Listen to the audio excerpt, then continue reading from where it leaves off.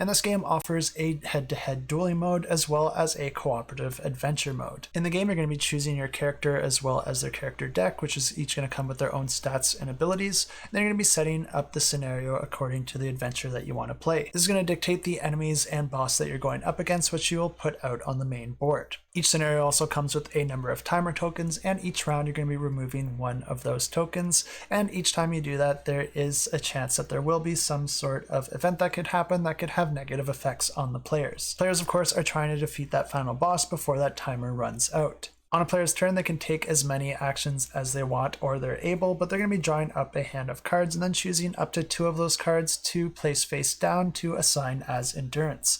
And what that means is that you're essentially going to be spending those cards in order to activate the other cards in your hand. And these cards that you have available might be different abilities or items or even weapons that you can equip to your character, and your character is also going to have a base action as well, which will always be available to you. And players will be using these cards in combination with the indicated number of dice in order to try and attack the enemies. After all the players have had their turn, then the enemies get a turn, and each of them are going to perform the number of actions as indicated on their card. You're going to be rolling a die for every action point that an enemy has, and then the outcome of that die is going to dictate which action that enemy takes and which player they are attacking. If the players survive long enough and then also defeat the enemy before the timer runs out, then they win the game. And this new campaign is going to be introducing 2 new expansions, one with 600 new cards, which is going to add more content to the game and provide a whole bunch of new opportunities, enemies, and characters for you to explore. And the second expansion is going to be adding a whole bunch of new adventures with the story mode, where the decisions that the players make are going to affect the outcome of the future scenarios.